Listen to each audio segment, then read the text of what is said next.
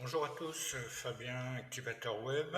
Aujourd'hui pour un tutoriel consacré à l'installation de WAMP Server sur Windows. Pourquoi utiliser WAMP Server?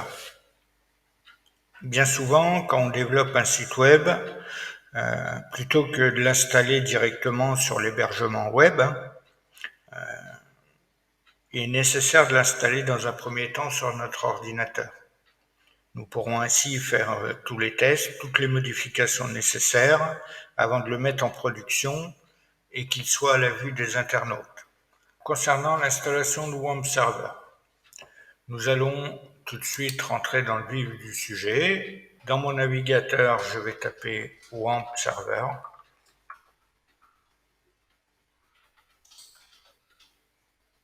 Et si je tape https wampserver.com, www.wampserver.com. Alors, je vous mettrai le lien dans l'article et dans la vidéo.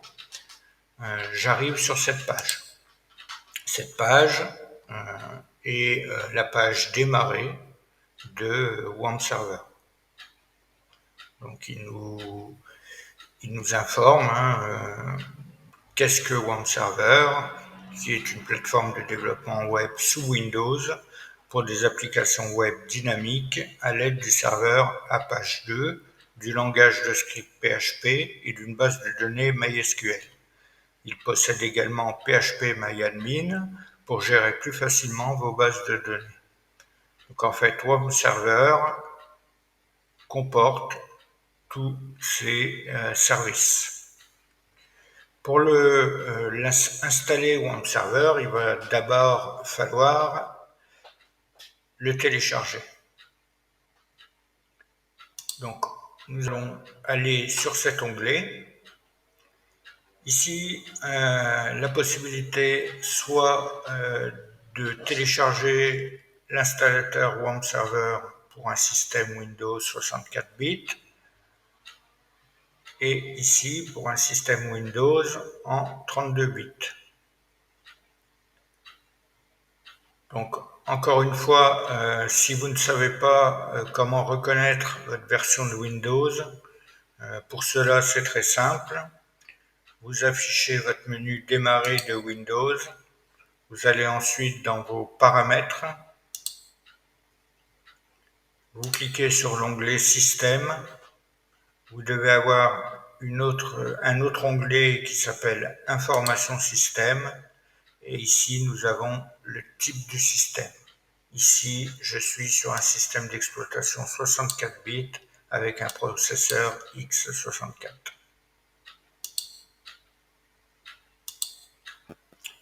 Donc, en fonction du système d'exploitation que vous aurez, vous allez soit télécharger la version 64 bits ou soit la version 32 bits. Donc ici, WAMP Server nous affiche un formulaire de façon à le remplir si on veut recevoir toutes les informations liées aux évolutions de WAMP Server. Moi, ça ne m'intéresse pas. Je peux cliquer directement sur ce lien qui dit « Passer au téléchargement direct ». Je clique donc sur ce lien. Il m'affiche maintenant les cookies. Donc ici, on a moyen, encore une fois, d'accepter ou de refuser les cookies. Ici, ça ne m'embête pas, j'accepte. Il me dit que mon téléchargement devrait démarrer rapidement.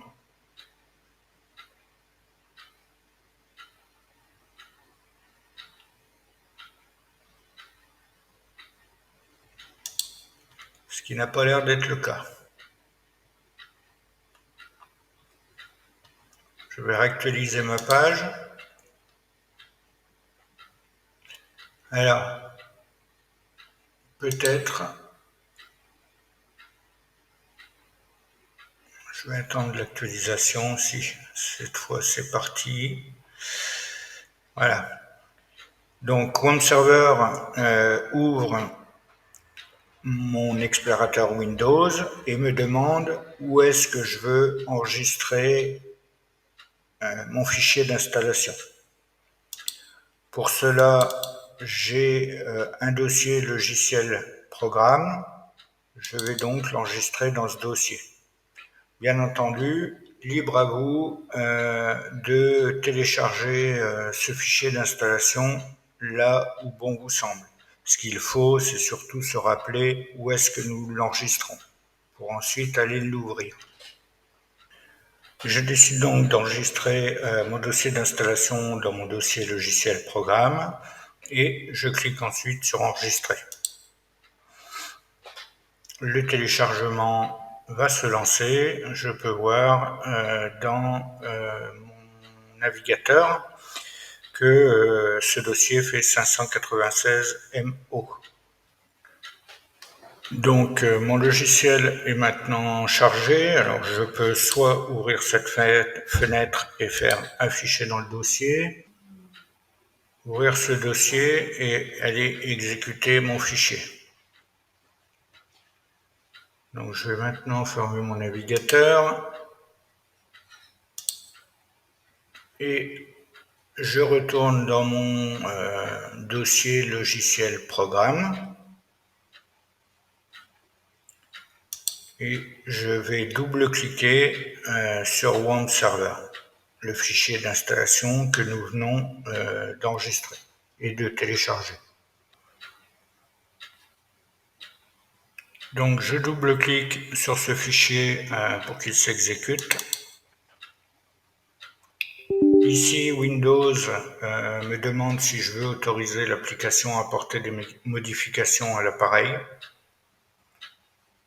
On va autoriser l'application en cliquant sur oui. Une fois cela fait, l'assistant d'installation ouvre la première fenêtre. Donc, je vais pouvoir fermer celle-ci. Donc cette première fenêtre, en fait, me demande de sélectionner la langue dans laquelle sera utilisé l'assistant. Donc ici, le français est sélectionné par défaut, ça me va bien, je clique sur OK. Ensuite, comme tout logiciel, la première chose est l'accord de licence. L'accord de licence qu'il faut lire et accepter. Donc, pour accepter cet accord de licence, on appuiera sur ce bouton radio et on va cliquer ensuite sur suivant. Je clique sur suivant. Ensuite, il nous donne des informations qui nous dit importantes. Donc là, en fait, il nous dit qu'il ne faut pas installer WAMP Server par-dessus une version existante. Donc si vous avez déjà WAMP Server, soit vous le désinstallez, ou soit vous faites une mise à jour qui existe. Ensuite, si vous avez Skype, il nous dit de fermer Skype ou le forcer à ne pas utiliser le port 80. Il nous dit ensuite de désactiver DEIS. Et ensuite, il nous dit qu'il nous faut des packages redistribuables, qui sont des packages en fait Visual Studio.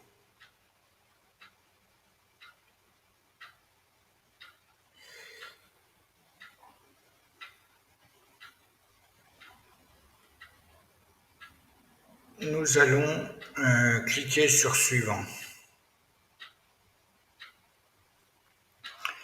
Ici, il me demande le dossier de destination, où est-ce que nous voulons enregistrer WAMP. Donc, nous pouvons décider de laisser le choix par défaut. Ici, il me dit qu'il créera un dossier WAMP64 à la racine de mon disque dur, donc à la racine de C. il me dit que le programme requiert au moins 393 MO d'espace disque disponible. Donc faites bien attention d'avoir au moins 394 MO d'espace disque disponible là où vous voulez installer WAMP Server. Vous pouvez également l'installer sur un disque dur externe. Il faudra simplement s'assurer de travailler sur ce disque là où vous utiliserez WAMP. Je laisse le choix par défaut pour ma part, sinon j'aurais pu appuyer sur le dossier parcourir et aller chercher le dossier sur lequel je veux enregistrer mon fichier. Là, je laisse le choix par défaut, donc à la racine de mon disque C, et je vais cliquer sur Suivant. Ici, il me demande quels sont les composants à installer. Comme je vous l'ai dit, WAMP Server utilise PHP et ici il nous propose, alors nous avons des choix qui sont grisés, c'est des installations qui seront faites automatiquement, c'est-à-dire qu'il nous installera WAMP Manager, qui est le tableau de bord de WAMP Server.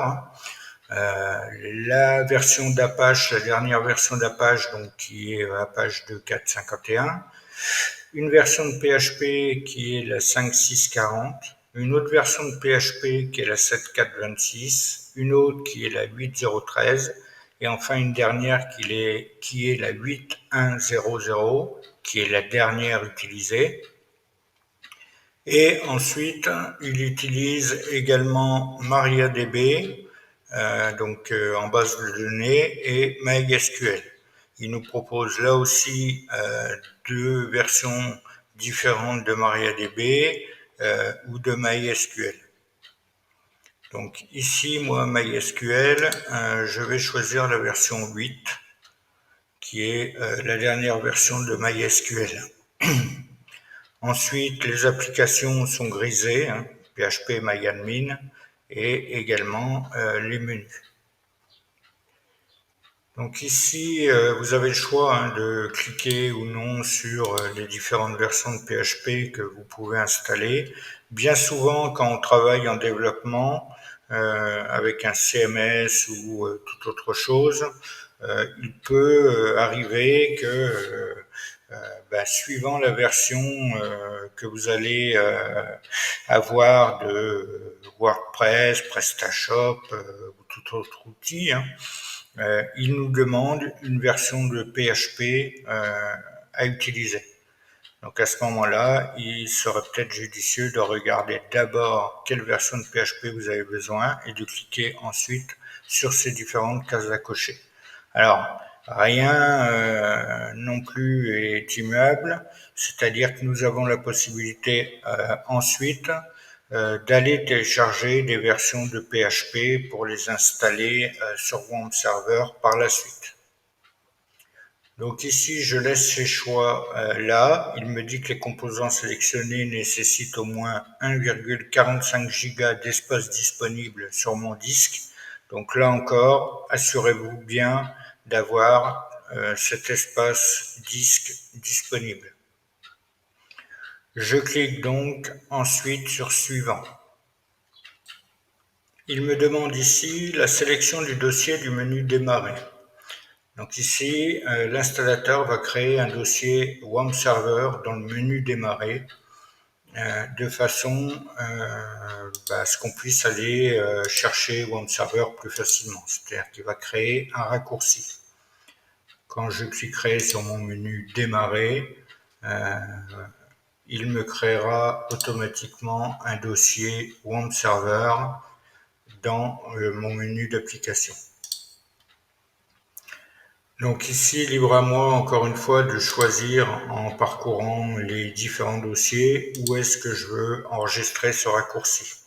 Pour ma part, je lui laisse créer ce dossier dans mon menu Démarrer.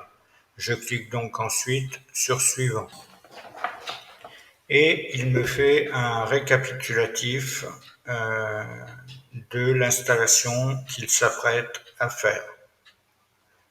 Alors ici, on a le choix de revenir encore en arrière en cliquant sur le bouton précédent et de changer les choix qu'on a fait précédemment. On vérifie donc le dossier d'installation, les composants sélectionnés, le dossier du menu démarrer, et si tout nous va, on clique ensuite sur le bouton installer et l'installation va se lancer. Je vois que mon installation se lance. Mon installation est maintenant terminée. WAMP me demande pour Internet Explorer sera le navigateur utilisé par WAMP Server. Voulez-vous choisir un autre navigateur déjà installé sur votre système? Alors, à savoir qu'Internet Explorer, moi je n'utilise plus. Au pire, j'ai Edge, mais j'utilise beaucoup plus Chrome. Donc ici, on va devoir aller choisir un autre navigateur par défaut.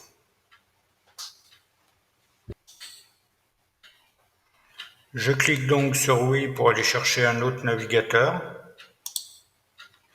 Et là, je vais devoir donc aller dans mes programmes. Donc je vais simplement revenir sur mon dossier programme.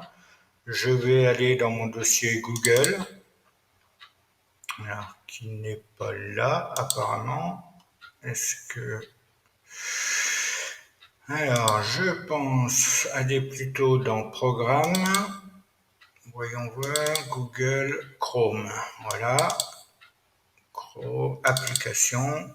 Et là, je clique sur chrome.x, qui est mon application Chrome. Donc là, après avoir sélectionné Chrome, je clique sur mon bouton Ouvrir. WAMP Server me demande ensuite quel éditeur de texte je veux utiliser par WAMP Server.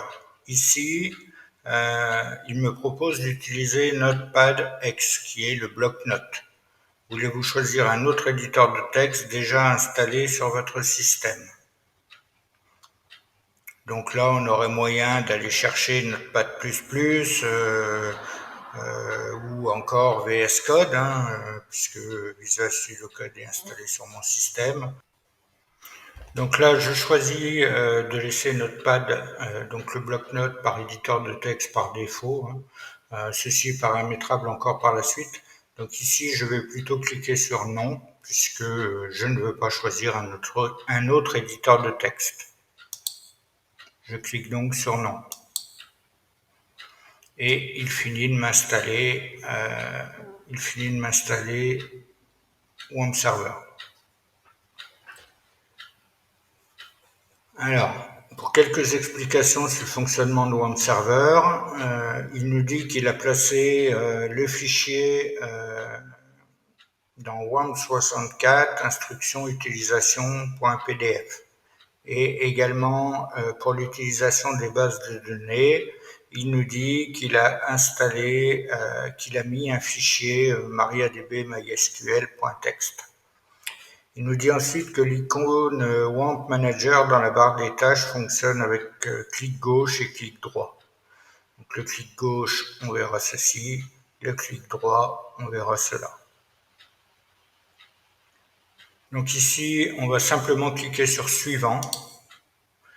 Et il nous dit que l'assistant a terminé l'installation de WAMP Server sur votre ordinateur. L'application peut être lancée à l'aide des icônes créées sur le bureau par l'installateur. Nous voyons que l'icône a bien été créée, l'icône WAMP Server a bien été créée, et il nous demande de cliquer sur Terminer pour quitter l'assistant d'installation. Donc l'installation de WAMP Server sur notre ordinateur est maintenant terminée. Nous pouvons donc cliquer sur le bouton Terminer. Alors ce tutoriel est maintenant terminé. Vous pouvez, s'il vous plaît, mettre un pouce, liker, partager, commenter, m'aider dans mon référencement, m'encourager également à continuer à produire du contenu. Mais comme vous le savez, sur Activateur Web, je donne souvent des bonus dans mes articles. Donc allons-y pour le moment bonus et voyons un petit peu comment se servir de WAMP Server. Mais s'il vous plaît, ne m'oubliez pas et inscrivez-vous sur le site. Abonnez-vous à ma chaîne YouTube, abonnez-vous à ma page Facebook, Instagram, ainsi de suite. Je vous remercie pour cela. Produire du contenu prend beaucoup de temps. Je vous demande quelques secondes, au pire quelques minutes, pour m'apporter votre aide en retour. Je vous remercie. Voyons maintenant WAMP Server un peu plus en détail. Je double-clique sur l'icône WAMP Server.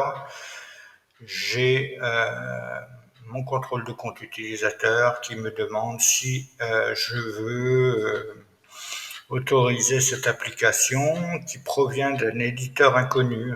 Alors, l'éditeur est inconnu. On clique sur oui. Alors, on voit ici les différentes fenêtres de terminaux qui s'ouvrent. En fait, il s'agit à chaque fois de charger les composants de WAMP Server. Une fois que ces composants sont chargés, on peut voir notre icône WAMP Server qui est ici en vert. Alors si votre icône WAMP Server est en vert, c'est très bien, c'est que le serveur a démarré et qu'il fonctionne. Alors nous voici maintenant dans le bonus accordé à l'article sur l'installation de WAMP Server sur Windows. Je vais simplement vous montrer comment utiliser WAMP Server. Alors très simplement, je ne vais pas rentrer dans les détails parce qu'il y a énormément de choses à savoir. On a vu précédemment dans l'installation que WAMP Server par défaut nous avait mis un fichier d'utilisation. Donc allons voir cela. Pour cela, on va aller dans le dossier d'installation de WAMP Manager. Donc si vous vous rappelez, pour ma part, il avait placé ça à la racine du disque C. J'ai bien mon dossier WAMP64 qui s'affiche, donc je vais l'ouvrir. Et ici, j'ai un fichier instruction utilisation. Donc, je vais voir pour ouvrir cela.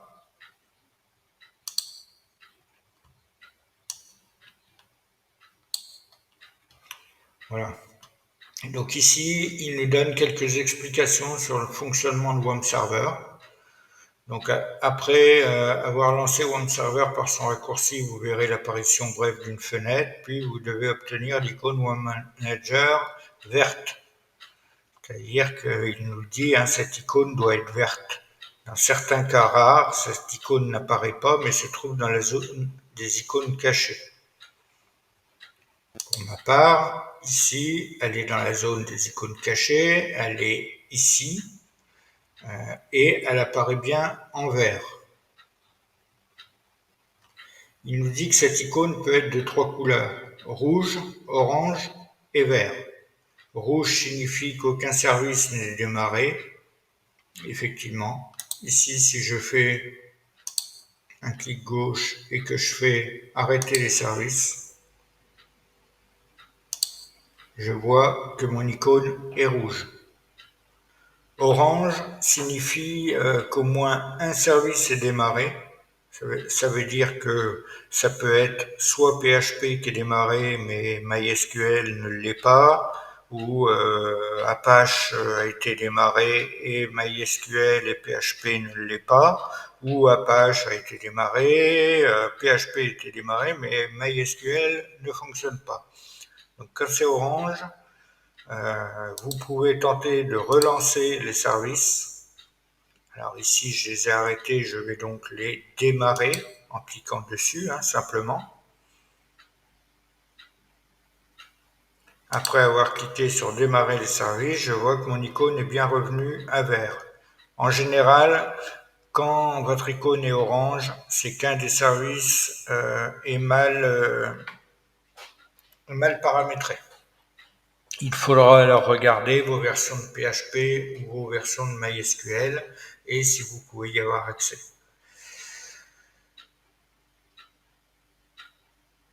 Donc, tant que l'icône n'est pas verte, vous ne pourrez pas vous servir de WAMP Manager. Il faut absolument que cette icône WAMP Manager soit verte pour pouvoir utiliser WAMP Manager sur Windows. Donc, il nous dit ensuite qu'on peut faire un clic droit sur cette icône.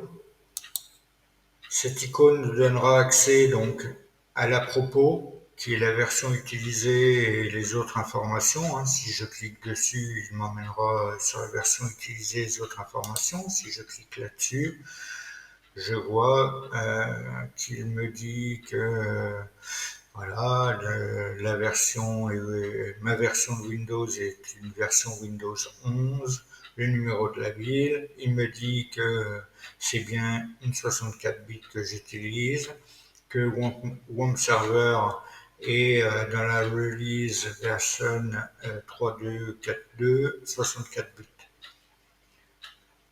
J'ai ensuite la possibilité de regarder les dernières évolutions de WAMP Server. J'ai la possibilité de regarder ma licence, de regarder si nous avons la possibilité de vérifier s'il y a des mises à jour disponibles ou pas, de rajouter des applications. Ici, il me dit que les applications sont Apache, MySQL, MariaDB et PHP, pour le moment en version 5.6.40. Ainsi de suite. J'ai des options. J'ai la possibilité de customiser les menus, les séparations, etc.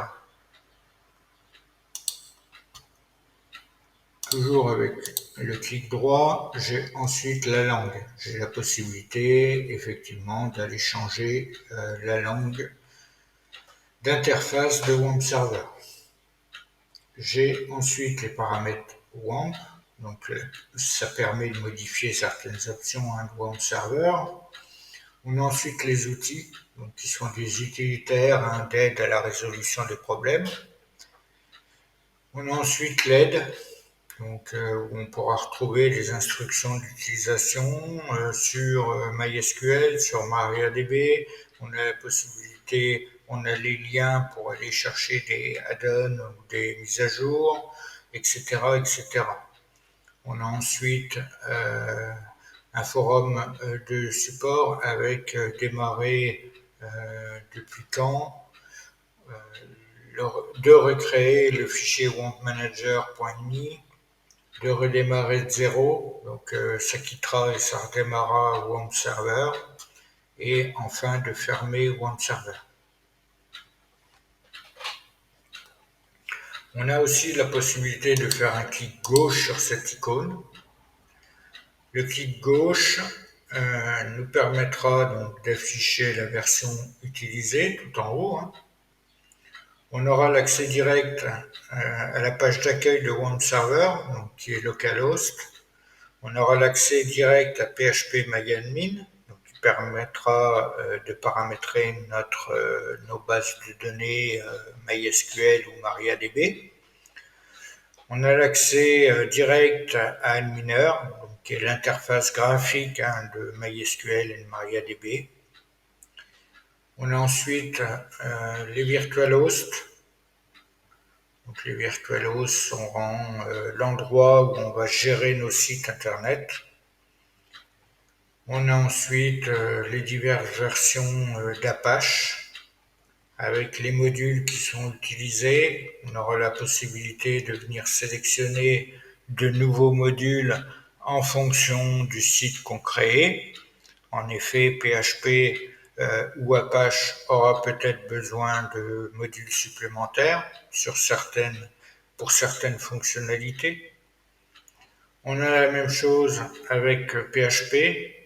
Ici, il nous dit que PHP 7.4.26, que c'est celle qui est utilisée. Je vois qu'elle est cochée. Je peux également utiliser une autre version.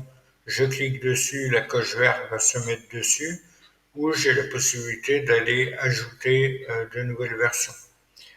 La même chose pour la configuration de PHP. Je peux ici modifier les paramètres de PHP. Et enfin, j'ai des extensions, donc des modules PHP, que je peux venir également ajouter en cliquant dessus. J'ai la possibilité également d'ajouter des extensions à PHP. Pour cela, il faudra que je me rende sur un des liens qu'on a vu dans l'aide pour aller télécharger la donne en premier. J'ai ensuite MySQL et MariaDB, donc de la même manière, la version de MySQL, ici j'en ai qu'une, j'ai la possibilité d'aller en ajouter d'autres, j'ai la possibilité de configurer MySQL. Enfin, vous voyez, un tas de choses en perspective. Si nous allons sur le localhost, nous voyons que la page de WAMP Server s'ouvre et nous voyons que nous avons accès à la documentation Apache, à la documentation PHP.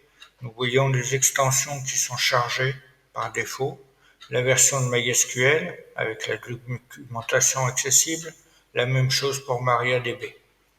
Nous avons les outils, les projets, pour le moment aucun projet n'a été créé, les alias et les virtualhosts. Donc pour le moment, aucun virtualhost n'a été créé, mis à part localhost.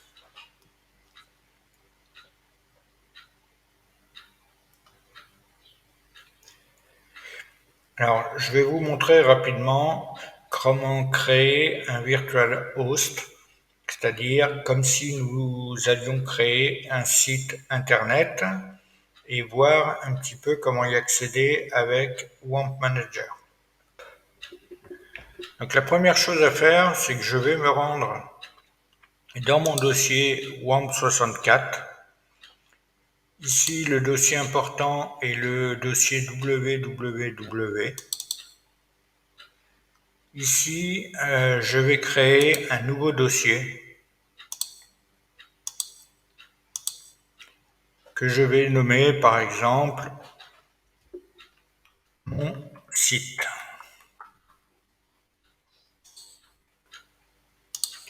Mon éditeur de code étant Visual Studio Code. Ici, je vais ouvrir mon dossier. Je vais chercher mon dossier dans WAMP64, dans www, mon site. Je sélectionne mon dossier. Oui, je fais confiance. Je vais créer un nouveau fichier HTML.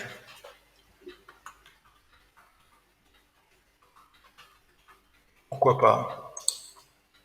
C'est vraiment un exemple basique pour vous montrer l'utilisation de WAMP Server.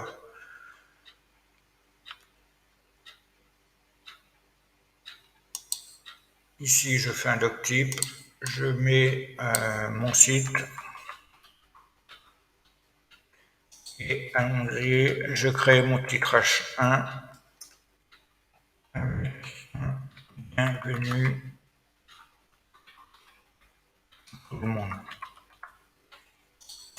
Alors, j'ai mon dossier, mon site et une page HTML qui est créée. Pour le moment, je ne mets pas de style, rien. Encore une fois, c'est un exemple basique. Oui, j'enregistre. Je ferme mon éditeur. Maintenant, dans WAMP Server, je vais venir sur localhost, qui était déjà ouvert. Je viens sur localhost, je vais faire ajouter un virtual host. Ici, il me demande de mettre un nom au virtual host. Alors, pour ma part, je vais mettre mon site. Il me demande ensuite de lui donner le chemin où se trouve ce dossier. Donc ici, le chemin est C. Alors, vous pouvez soit remplir le chemin manuellement, ou ce que vous pouvez faire, c'est aller ici, vous faites un clic droit, vous faites copier en tant que chemin d'accès, Ici, vous venez là et vous faites un CTRL-V. Alors, il faudra remplacer les anti-slash par des slash.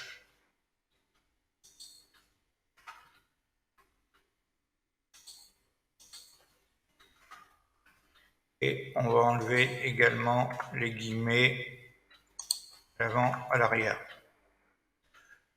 Là. Alors ici, on a moyen de mettre un port ou une adresse IP pour le VirtualHost.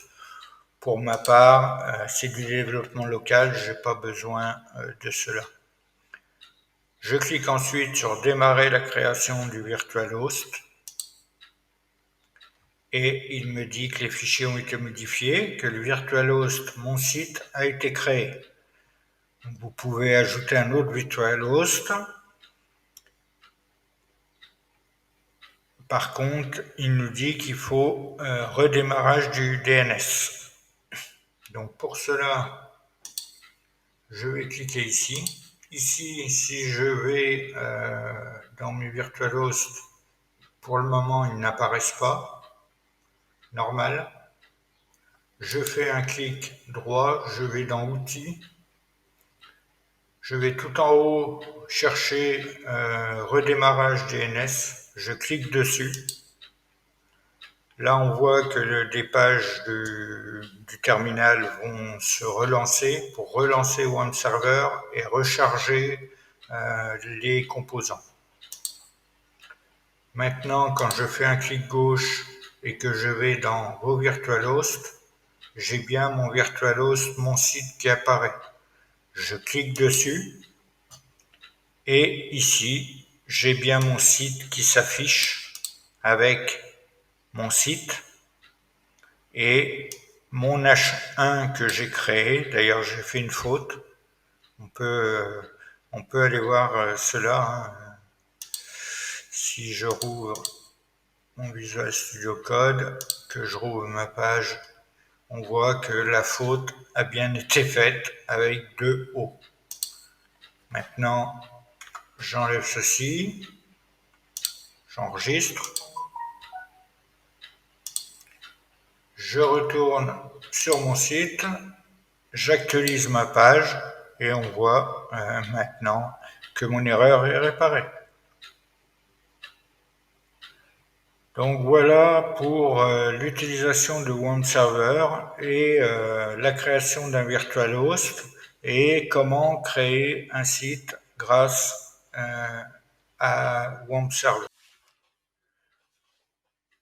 Ce tutoriel concernant l'installation de WAMP Server et en bonus comment utiliser WAMP Server est maintenant terminé. Je vous renouvelle de nouveau ma demande pour vous abonner au site, vous abonner à ma chaîne YouTube, à ma page Facebook. Surtout, n'hésitez pas à liker, à commenter, à partager. N'hésitez pas non plus dans vos commentaires à me dire quel tutoriel vous aimeriez voir sur activateurweb.com et merci de prendre quelques secondes pour m'encourager à produire du contenu et également à m'aider pour mon référencement. Je vous remercie d'avoir suivi ce tutoriel. Surtout, prenez soin de vous et restez curieux.